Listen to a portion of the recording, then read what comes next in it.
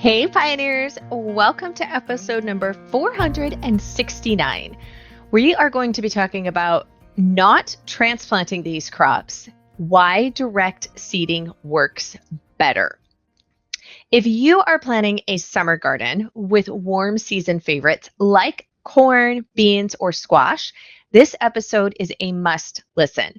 Today, we're diving into the why, when, and how of direct seeding. That's putting the seeds straight in the oil and skipping the transplant tray, skipping starting seedlings, or purchasing them.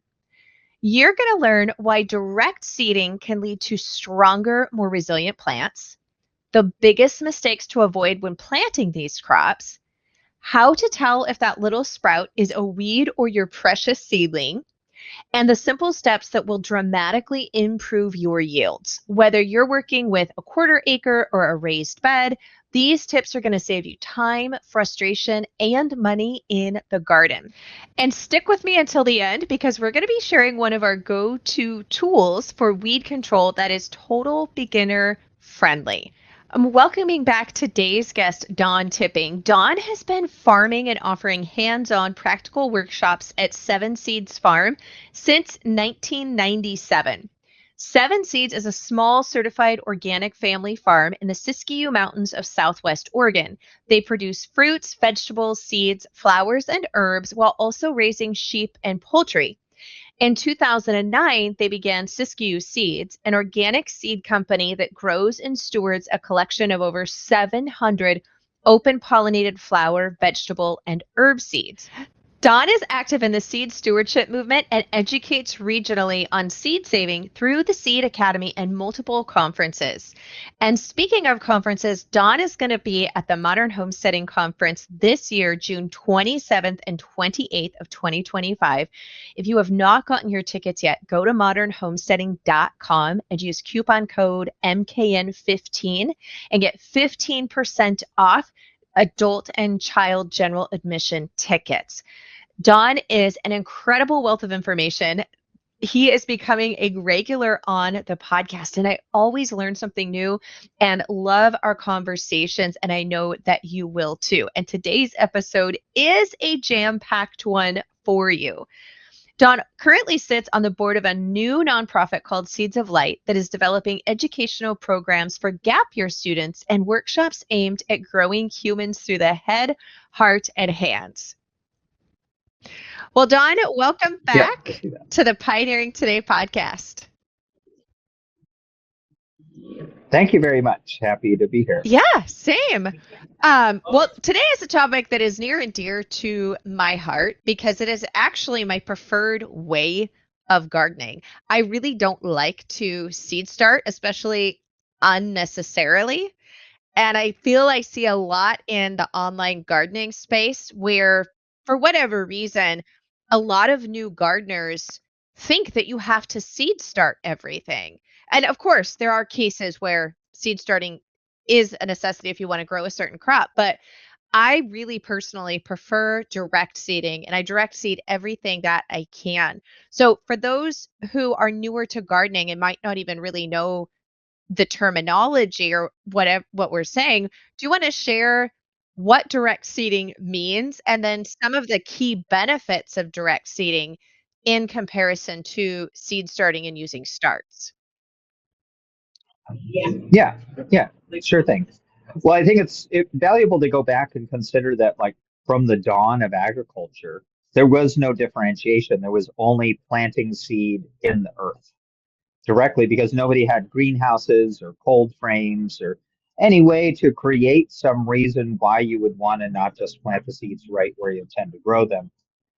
And I've never really stopped to think about it before, but now it makes me wonder how much of this interesting conversation, this dialogue between do you direct sow or transplant, has been driven by the commercialization of gardening and all those people that sell you things to do that. So, and having a seed company, we do tell folks some things are best direct seeded and some things are best started inside.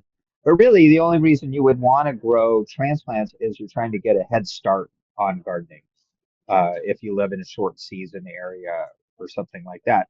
but you're creating an artificial situation when you do that, and you need to baby the plants more if you're doing transplants. And direct seeding allows them to germinate when they're ready to grow, put their tap root down deep and tap into moisture so you don't have to water as much. When you put transplants in the ground, you notice that oftentimes they're really susceptible to damage from wind or drying out. So that's many things you could do either way. Some things I say you should only direct seed.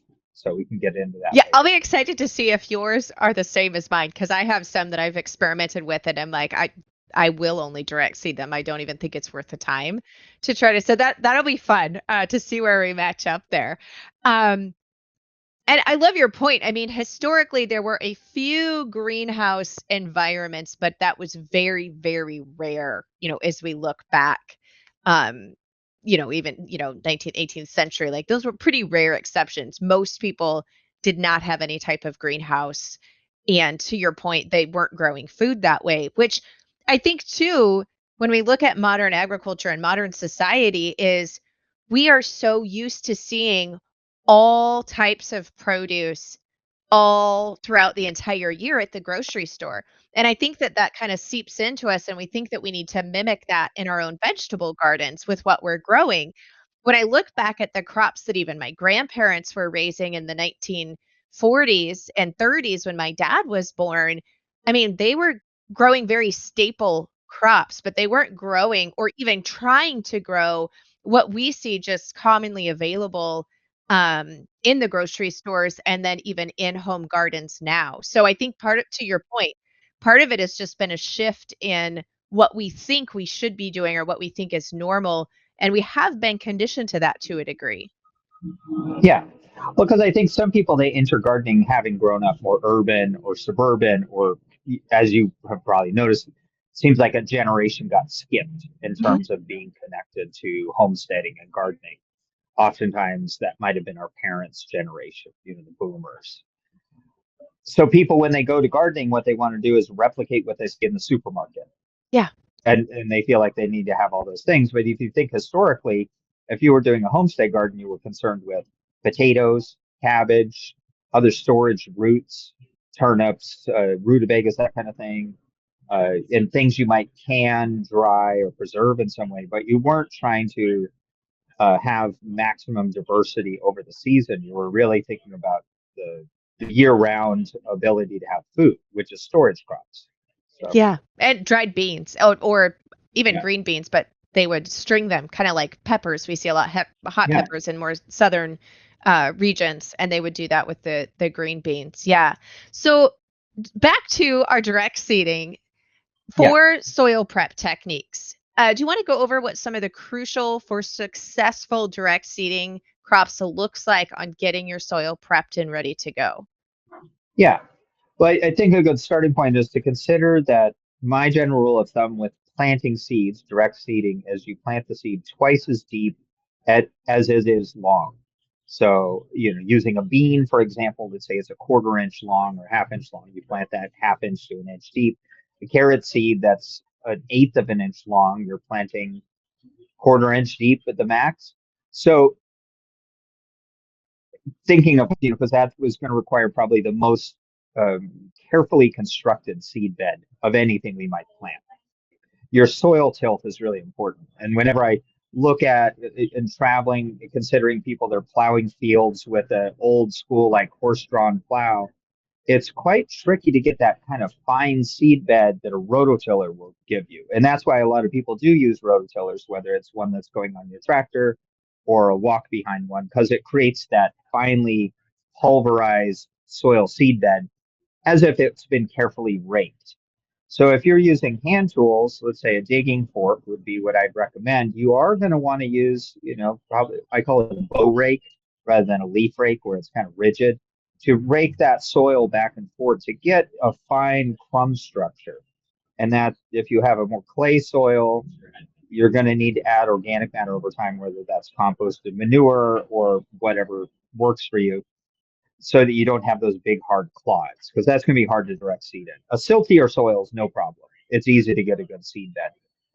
But that considering that soil tilth and the crumb structure is really important so that those small seeds, if you make a furrow, and like for instance with carrots and radishes, small seeded root crops, things like that, I have a walk behind seeder that I use, but sometimes I feel like that doesn't allow me.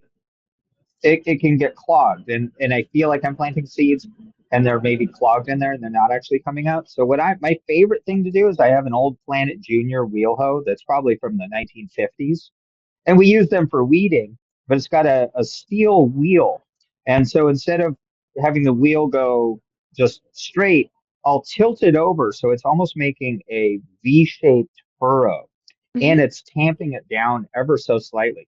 And I can make these furrows really fast and then are really uniform. So if I prepared my seed bed, and I think just visualizing that, creating this little nest, if you will, this long skinny nest. And then I like hand seeding, to be honest, even on a farm scale, because then you can feel what you're doing and you can see it, and you're whatever spacing you're aiming for is carefully controlled. Obviously, more mechanical seeding is required if you're at a bigger scale, but we're growing 3 acres of annuals, and I still do a lot of stuff this way because I enjoy it.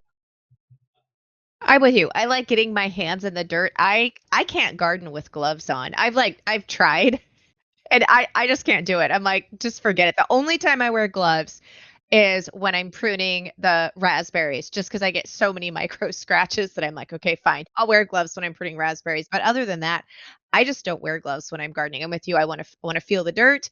I want to feel the seeds, like the whole process. I want to be immersed in it. Yeah, yeah. Yeah. So specifically when people are direct seeding corn, beans, and squash, do you see some common challenges, particularly with those crops, and how people can overcome some of the issues they have trying to direct seed those? Yeah, yeah. So that's a good place to start. And I actually just seeded some sweet corn, my first planting. And typically our last frost is toward the end of Oh, you May. went early. So here's a little trick I do sometimes is, so because I'm growing for seed, if I can do timed isolation, then I can get two seed crops in the same field. So I have a really short season sweet corn, triple play. It's like a 70-day corn. So in a mason jar, I put all my seed in there, let it soak overnight, and then I was rinsing it in the colander like I'm growing sprouts. And I waited till I had a good shoot because, they say these warm seeded crops, you want a soil temperature of at least, let's say, 65 degrees Yes. Fahrenheit, or otherwise the seed could rot, especially if it's really rainy.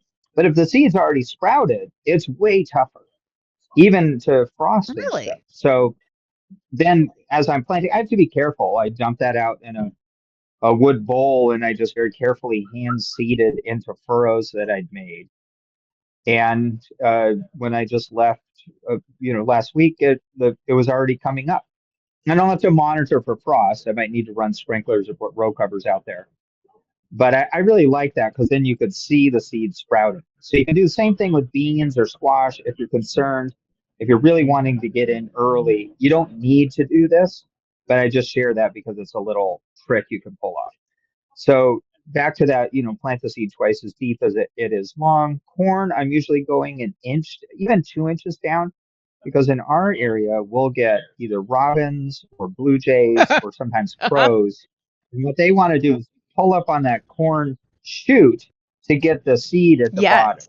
So if it's rooted deeper, then it's less likely they'll be able to pull it out. Um, so there's different ways to achieve that, just a deeper furrow. And I use a furrowing device I have like 6 Planet Junior old school wheel hose that I've fabricated over the years. I have one that just makes a furrow. So you just walk along and it makes a quick furrow. And then you can come back the other way just a couple inches over and it'll cover the furrow up. So we do, all our corn that way, all our beans. We grow a lot of dry beans and also the green snap beans, and then for squash, you can do it the same way too. Your spacing for squash, you're not going to want to plant them as close together. So that when you get to your hand seeding, you're going to need to be thoughtful about how big a plant.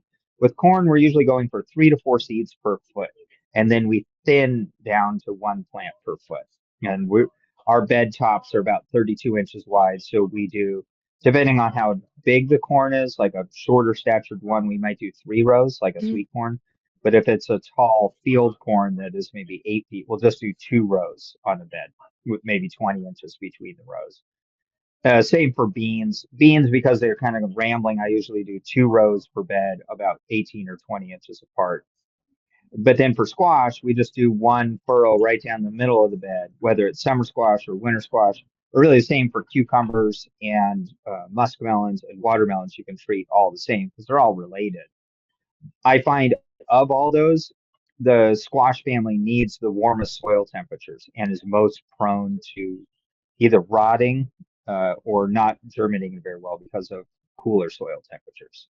So if you're not sure, you use a soil thermometer is one way to know. It's not the air temperature because you have to think like a balance between your nighttime temperatures and your daytime temperatures. The soil is like a thermal battery and is usually going to be somewhere in the middle. And you want that 65 degrees. Otherwise, you just risk too much of your seed rotting. So winter squash, we tend to do 1 row down the middle of a bed, or bed tops are 5 feet apart. So I'm aiming for one plant for every 1 to 2 feet, about that. And really the same for melons and watermelons. Cucumbers maybe a little closer together. All these factors, there's no hard and fast rule because a lot of it has to do with how warm is it, how fast the things grow, what's your fertility, how much are you watering. You can push your distances a little closer together if you have really optimal growing conditions and more fertility. But it's important to consider that like one corn plant will send its roots laterally like 6 feet out. And that's, if you have more fertility, you can push things closer together. If not, you need to space things out further.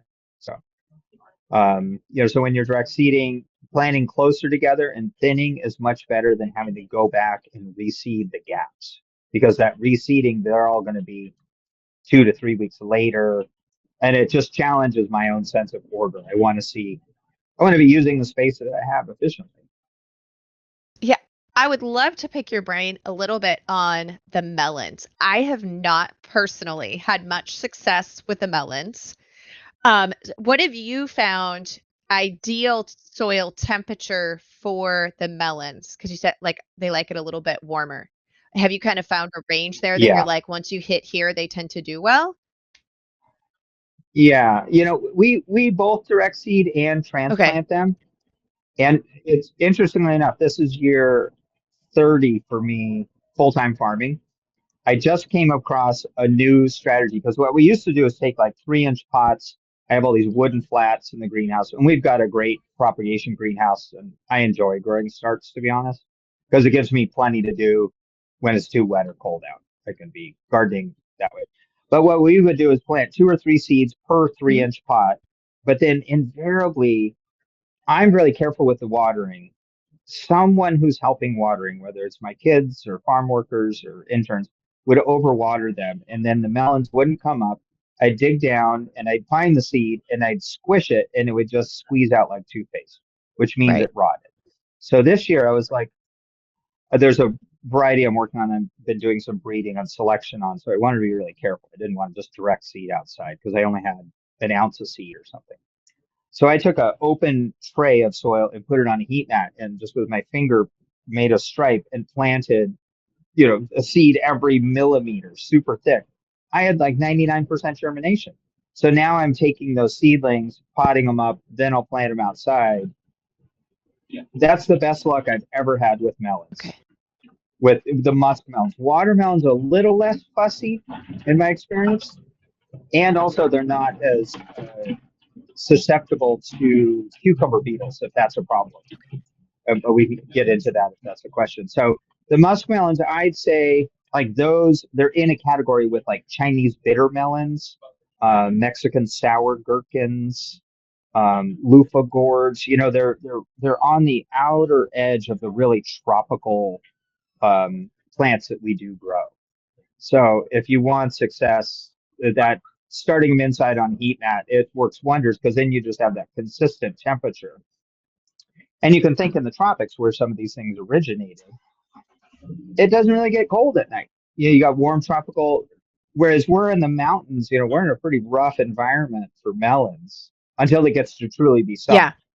I So, think yeah, I haven't really seed started them because I'm just stubborn and want to direct. So I do have to seed start my peppers and my yeah, tomatoes. Like there's no negotiation there if I want to get a crop. yeah, But I've been trying to do the melons and getting like northern mountain varieties, and no, and just direct seeding them. But the problem is by the time I get to frost, I may have a few baby ones start to form, but I'm not getting it yeah, right because yeah, it's just too short. And so I just need to quit being stubborn and seed start them with the tomatoes and yeah. peppers. I'll send you a picture of this muskmelon. It's an Israeli perfume melon, one of these green types called Howdy. And just what it looks like in this tray, it's just they're perfect. Just these thick stripes with hundreds of plants. It was very rewarding to see that happen. So, although I have heard among melon breeders that the best Mhm. tasting melons are in areas where you get cool nights because there's some they extend during the day, and then the like I don't know the sugar molecules kind of contracting at night. So if you want to adapt things, direct seeding does make sense because the ones that come up are the ones that will do well there. But if you can't get a crop, it's really hard to do plant breeding and selection. You have Yeah. to get that's the Right. first point. Okay. Well, I just need to quit Yeah. being stubborn. Just see, I'm already seed starting the tomatoes and peppers, so it's not like, I'm not seed starting anything and would have to come up with the whole operation. I just need to quit being stubborn and trying to Yeah. seed direct sow the melons and do some seed starting and Yeah. go. Because I would love to be able to have some melons from our own garden. Would be great. Yeah. Oh, Yeah. it's so nice. Yeah. And years ago, I created a like easy, medium, hard for starting seeds and growing things. Because I think people back to this, like people are accustomed to trying to make their garden provide what the supermarket or the grocery Yeah. store provides. Things like carrots and melons are really hard to grow. So don't start there. Start with like lettuce, arugula, radishes, zucchini. Those are easy to grow, whether you're direct seeding and transplanting. But melons, sweet corn, some of these things that are more advanced. Parsnips, it takes 3 weeks to germinate. Um, so, and I think this is worth mentioning days to maturity within this too. I don't really like that that's the standard because it depends on so many Yeah. factors. So when you look on a seed packet, it says 85 days for a melon. Well, it all depends. Like how hot is it? What's your fertility? How cold is it at night? Did they get totally annihilated by cucumber beetles and have to grow back all these new leaves? And we experienced that too for watermelons and muskmelons, cantaloupes, and that type of thing that we direct seed around June 1st, or maybe even it's June 10th or 15th by the time I finally get around. Because it takes a little while to plant 3 acres of broke. We can't just go out and do it in a day. So then we have like watermelons that are coming on September 10th, and it's already starting to get cool. And melons are best enjoyed when it's really hot Yeah. out. So getting an early start, so that's for us is like I have charts of what do you direct seed, what do you try and grow transplants of, and some of that isn't that it's not possible to direct seed the crops. It's just you want to get them started earlier so that your harvest is happening earlier and you're not butting up against the late summer and the shorter days and the cooler nights and all of that. Yeah, which I think we're naturally talking about what one of my next questions was going to be, and that was how does the timing of planting impact the success of direct seeding crops? And you're really going into that right now. I mean, it can Yeah. quite frankly be if your timing is off, you just don't get a harvest. You've grown this plant, but then it's cut short before it can actually form the harvest Hmm. or reach maturity, like eating wise. It's going to be this hard little green melon in the case of the melons, when your first frost comes and cuts it off. So do you want to elaborate more a bit on the Yeah. timing with direct seeding? Yeah, sure. Yeah. I mean, most simply put, it's, we're growing a lot of subtropical crops during our summertime, which has a, functionally subtropical climate. And then we have the advantage of, particularly up in the more northern latitudes, of really long days. So there's lots of sunlight for them.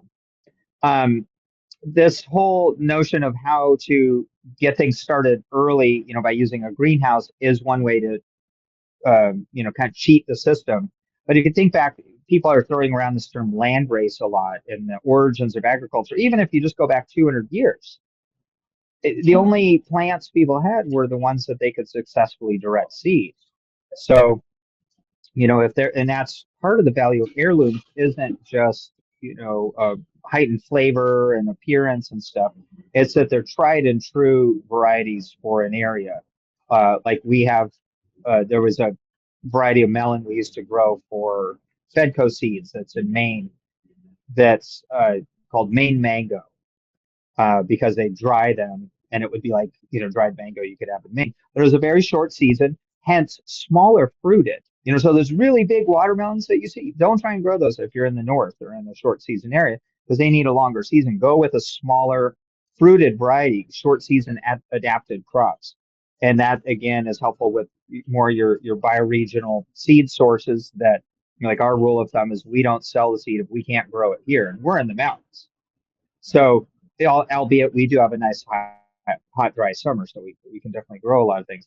So, understanding your climate, and I think the best way to do that is get to know your neighbors who garden and who've been doing it a long time because they're going to have variety selections that they know work for them. And, so let's say you grew up in Tennessee. I'll just use that as an example. And let's say through your family or your community there, you have these varieties that are heirloom to you. But then you're growing, let's say, where you live in Washington. It's way farther north. It's a shorter season area. So it's just a mismatch. And you're going to have many years of planting these crops to get them to be a shorter season variety, which somebody else has already done that work. And and a classic example I have is now that it's become popular to go down to like the Andes and travel to Peru, for instance, see Machu Picchu. People see the varieties of corn they have there. They're totally different than what we have. They go to a market and they get seed and they want to grow it here. And I'm like, don't you realize that people have already done that work? And by the time it got all the way up here, like a game of telephone, it's a much shorter variety. The ears look different. You try and plant those Peruvian corns with kernels that are bigger than your a digit on your thumb, they'll get 18, 20 feet tall because they're like, woo, nice long summer days. Whereas in the tropics, it's 12-hour days year Yeah. round. And then the plants don't start making ears until September and they will never mature. So I think that's important to understand. And, for years, agriculture just was that. But now, with 70% of the seed available in your hardware store or your garden center being grown in China or Vietnam or something like that, it's not adapted to your area. And the seed pack is never going to tell you that. So it's hard to have a simple answer to this Mhm. kind of question because we're not in that, like, we're in this village and we all plant the same types of varieties as it was for our great great Yeah. grandparents. So, um, and that's where you can pull off all kind of tricks. If you really want these things to happen, start them indoors or use row covers. And that could be another advantage with direct seeding because you do create a little mini greenhouse environment and you're also protecting it from light frosts and or pests. So if you're really committed to direct seeding, another thing, every season depends. I'm sure you've seen years where, like this year, it was really rainy for us. We had 150 inches, our normal, 150% more than our normal rainfall. So everything was very slow to start. So I noticed my first seedings, direct seeding of like peas, greens, root crops, the birds were just hitting it hard because there wasn't much growing out there in nature. And so you have to balance that out and be a student of the wild nature, whatever it's your lawn, like wild in the broad sense of the term. What is there to eat out there for the birds and the pests? So some years there'll be more pressure. And if you're direct seeding those little seedlings, I've gone out and seen like carrots germinating really Mhm. nicely and then come out a few days later and I'm like, where'd they all go? And then I look careful and I see like the tops are all snipped off by birds or something. And there's tricks. I've, one neighbor they're retired and they made all these little hardware cloth tents, just about 3, 4 inches tall. And so they do put that over all their peas and everything. So brilliant things, just time. When you're direct seeding, you have to protect those things. And that's again why some people start things indoors. And the way I see it, things like corn and root crops, I don't want to be transplanting these things. I need too many Yeah. plants. Dry beans, it's just too many plants. And transplanting is time consuming and you're on your knees and all that. Um, so those are like always direct seed. Um, yeah, I don't know if I answered your Yeah, question no. Yeah, adequately. no, you did. That was great. And it kind of led into where I was going to say the specific varieties of warm season crops that are better suited for direct seeding. And I, like you, I only direct seed corn, I only direct seed beans. And I've come to where I only direct seed actually all of our summer and winter squash because I did several years worth of testing where I would seed start some of specifically the squash plants. And I would Hmm. transplant out the starts the same time that I was direct sowing. And lo and Hmm. behold, within a month, there was really no difference in size. And maybe the things that I had seed started, I got maybe 1 week earlier harvest. So for me, that just wasn't worth it to gain a week on a zucchini plant and even a winter squash with my season. It didn't make any Yeah. sense. I'm like, I'm not really gaining anything and I'm Yeah. just causing myself way more work. So I don't personally seed start the summer and winter squash. Now I was trying to use that same thing with the melons and obviously that's not working for me. So I am going to go back to Yeah. that. But for just your run of the mill winter and summer squash, cucumbers, I don't bother seed starting those anymore personally. Yeah. That's great you did that experiment because that it's way different to read it in a book or hear it from somebody than to see it with your own eyes. And I think part of the reason for that is the flower pot effect that people experience oftentimes when you buy like a tree or a shrub from a nursery that's been in the Yeah. pot too long. And the roots hit the outside of the pot and they just begin to spiral. So saying, let's say go back to that example of planting melons or squash in a 3-inch pot, like they're pretty fast growing plants. They get these big leaves and the roots are hitting the edge of the pot and then they turn back in on themselves. One way you can hack this, and when we grow starts, we do a lot of using of Mhm. soil blocks.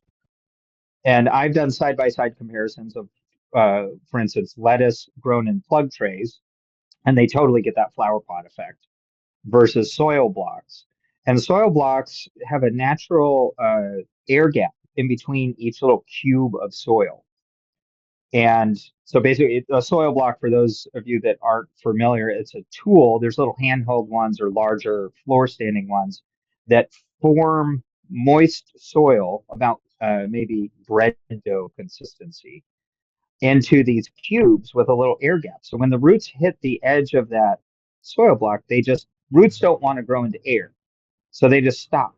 And then they grow some little tertiary side roots.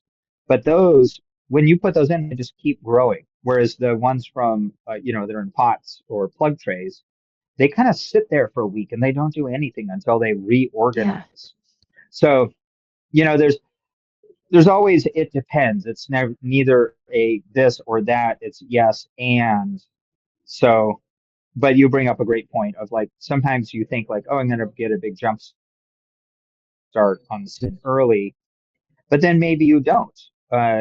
Tomatoes are a classic one. You see, I sell at the farmers market, and I see all these people selling starts, these huge, tomato plants in gallon pots. Like this time of year, where I know you shouldn't be planting for like another 2 weeks outside, and then the plants suffer. And I do think there is something to plants that go out and suffer sometimes never quite get their vigor. And, those of us that raise livestock, we can see that. The runts never catch up to the rest of the herd.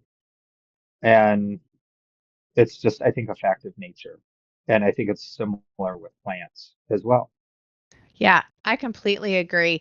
One of the things with direct seeding that I get asked, and I'm sure you do, and I'm sure you've got some tricks on that, is managing the weeds. And I know for a lot of folks, especially when they're beginning gardening, it can be difficult to know what is a baby weed and what is the actual plant that, the seed, and how to Yeah. tell the difference and kind of manage that weed pressure with a direct sowing when they're in their more, infancy and first stage of germination. We're just starting to see the sprouts come up. Yeah. Yeah, and that's a great point. And that's why a lot of farmers do use transplants for a lot of things, is weeding is the biggest labor cost on any farm. Whether you're using mechanical weed control, or I don't quite know what herbicides is, but I'm sure there's a cost associated with that. So, you can imagine if you're doing your bed prep, you till right before you plant and you put transplants in, you're already way ahead. You know what your plants are. But let's use the example of carrots because they're kind of slow germinating, and many of the weeds germinate faster than your crop. And that just, I think that applies for whatever you're direct seeding. So really being on early cultivation.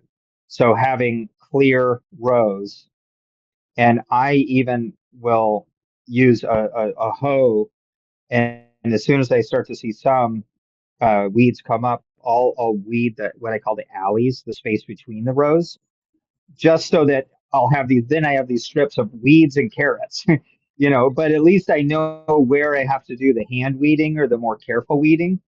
When it just looks like 5 o'clock shadow of weeds coming up, it can be really daunting. It's almost like, doing a forensic archaeological thing. And that, you know, good gardening, farming is weed management. Don't let weeds go to seed, and then you won't have that carpet of weeds. You're always going to have weeds, but get it down to where it's really benign ones like purslane and chickweed, and not really aggressive ones that are hard to. And that just takes time. As the old saying goes, one to seed, seven to, meaning you let a plant go to seed, a weed, and you're going to have weeds from that plant for 7 years or even longer. So a whole variety of weeding tools is really helpful. There's a what's called a tine weeder, and they make them for tractors, but I'm now seeing some tool suppliers like Never Sink Tools. I think Johnny's has some. It looks like a leaf rake, and it has these stainless steel tines. And this is from farm scale. If the weeds are coming up before your carrots, then you can actually just rake over the top, and it's called weeding at the thread stage, because the weeds are just like a tiny little sprout with a thread. And so those tine weeders, you're just basically lightly raking over the top. The carrot seeds or whatever it is might be right below the surface. And people also do this with flame Mhm. weeding that I've only played around with a little bit, but I'll share this example. A friend of mine that farms 600 acres organically taught me, because you can imagine weed control on 600 acres. When he seeds carrots, and this is Nash Huber, Nash's Best, and they provide a lot of the organic carrots for like all the Seattle markets and stuff. They'll put an old piece of glass, like a window, over one end of the bed, and after they seeded everything, and as soon as they see carrots coming up Mhm. there, the weeds are going to be ahead. They'll flame weed, and they've got like a tractor mounted propane tank, weed flamers. They'll flame weed the entire bed, kill everything, because the carrots are under the soil, and there's enough soil to insulate it. And they do the same thing with onions, direct seeding onions. And any of you transplanted a lot of onions knows it's very tedious. So if you could direct seed it and so direct seeding and weed control, those are sort of like, it's the dance partner that, crops like beans and corn and the squashes, when they're up, they're so big that it's easy to differentiate. But the smaller ones, like your root vegetables, can be quite difficult to differentiate. Yeah, So, no, that's true. I yeah, No, go I ahead. Sorry. love the window part because it's forcing, well, not forcing, it's encouraging, it's creating the environment for the seeds there, for those carrot seeds to germinate faster. So when they see those, like, that's genius. So then you don't have to do the whole row. My husband would probably love that. He loves using the flamethrower for weed control around the house. So um Yeah. I would love to see it hooked up to a tractor. I mean, that's like really souping it up. I can imagine that whoever gets to do that job is actually having quite a bit of fun. Yeah. You said you Yeah. And they do sell like backpack sized wheat flamers, so you can do it on, Yeah. you know. I think you said you had one more tip, and I may have cut you off there. Sorry about that. Yeah.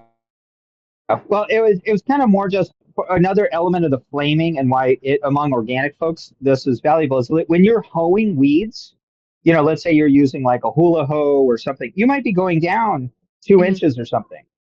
Then you're stirring up more weed seeds. They're going to sprout because notice after you weed, a couple weeks later, you've Right. got weeds again. Part of the beauty of flaming is you're not disturbing the soil surface at all.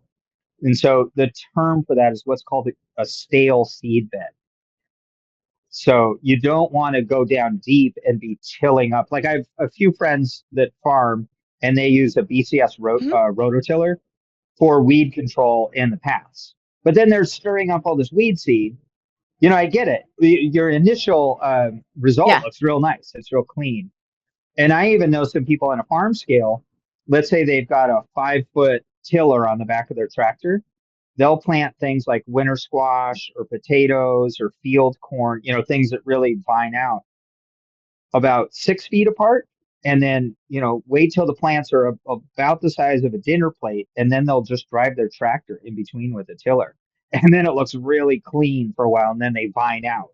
And that, if you time it right, that can be a way to grow. Like if you're doing a pumpkin Hmm. patch, for instance, that's what I'd say you should do. Because one person could do a few acres quite easily that way. Yeah, no, So. great tips. Well, for our last question, do you have any tips or tricks for maximizing yield, specifically when direct seeding crops like corns, beans, and squash? Part of it is like, I don't know, for those of us that are parents, we try, there's a balance between the optimal growing environment and enough challenge because that builds character and wisdom. So, like if you're, depending on how you're fertilizing, uh, we use mostly compost for fertilizing and we'll drive along with the tractor bucket. This is so high tech.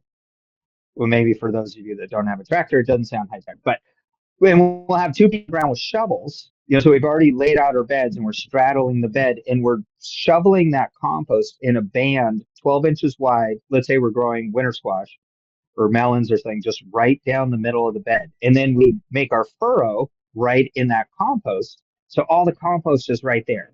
Because otherwise, let's say you're just broadcasting compost, you're fertilizing the paths. You're literally Right. fertilizing your weeds. And for most of us, compost is a limited resource. We can never have enough of it. So it's a way to concentrate that.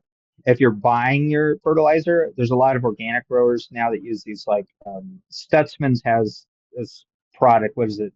BioLive. It's basically pelletized chicken manure. So you can do the same thing. Just band it right down. Or let's say you're doing 2 rows, create a band so that you want those plants to be growing fast, out of the gates running. And so another thing, and this is a bit of a tangent that will seem non sequitur at first. I'm sure every place people garden, there's your last frost date. For us, it's always Memorial Day weekend. That's the time when people put in a garden in our area.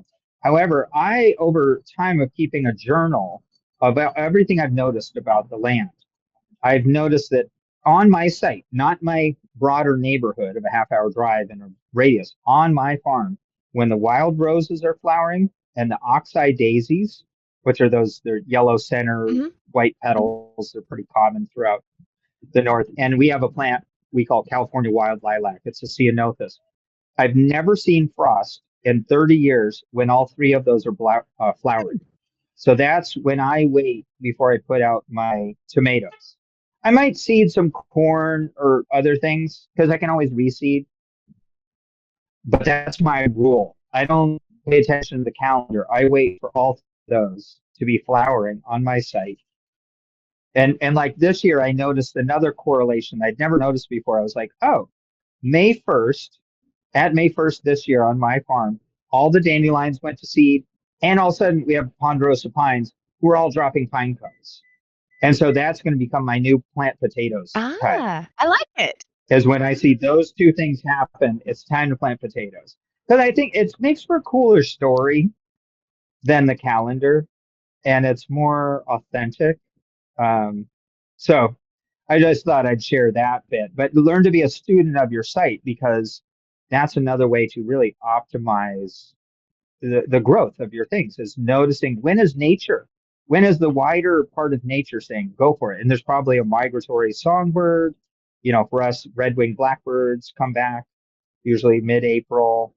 So I'll probably add that to my potato thing. When you hear the red-winged blackbird sing, and then we can even turn this into like a riddle uh, kind of thing.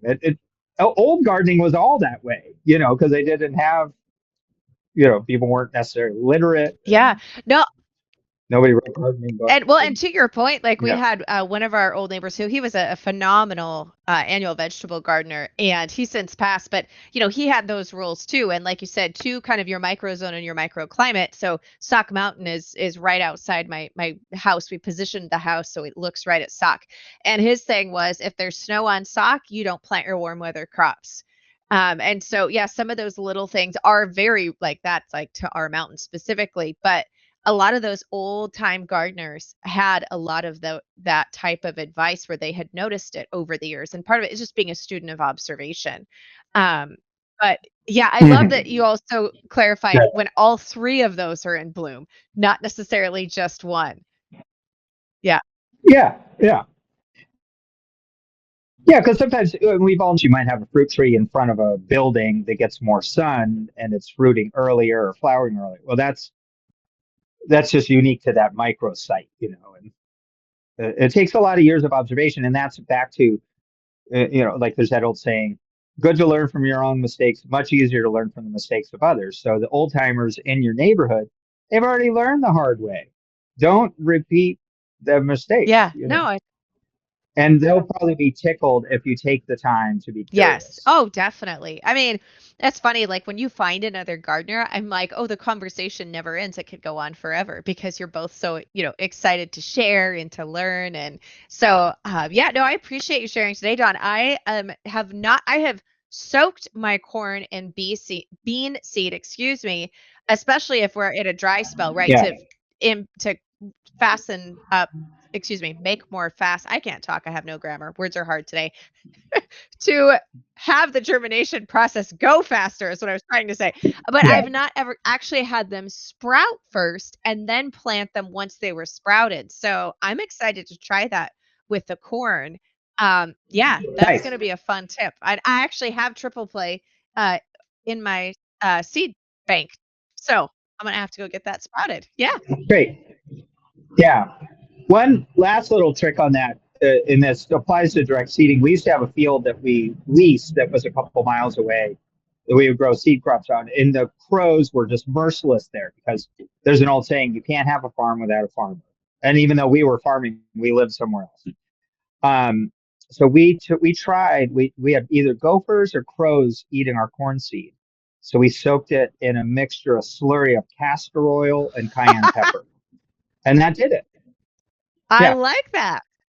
So it was weird planting it, but it was, we were trying to outsmart Yeah, them. I So love that. Yeah, if we can they're smart, those critters. So any heads up we can get on them is great. Yeah.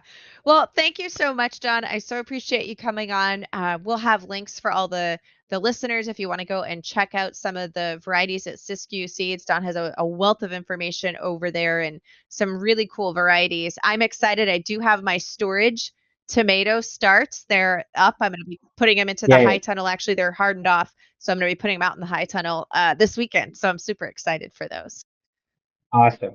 Yeah, yeah, we're doing a big trial of those. So stay tuned for data of the Spanish and Italian varieties. So hope to get some data Yeah, yeah, on I that. can't wait. I'm super excited. I'm eyeballing them. I'm like, come on, guys, let's go. So thank you so much for all of your work and just sharing of the knowledge, Don. Really You're appreciate you welcome. coming on.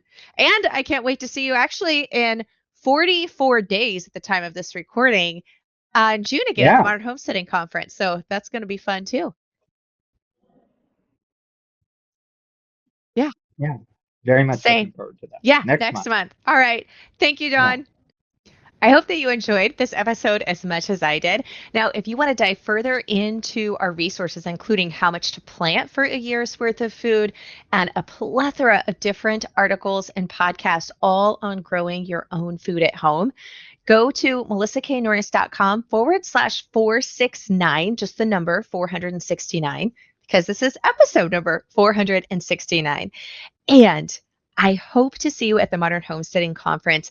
I want you to imagine what you just learned in this episode amplified by like 100 of a full dedicated weekend all about homestead from experienced experts in the field, from gardening, food preservation, cooking, health, livestock, and doing regenerative agriculture. I would love to see you there in person, as well as I know Dawn would too. So, my friends, blessings and mason jars for now.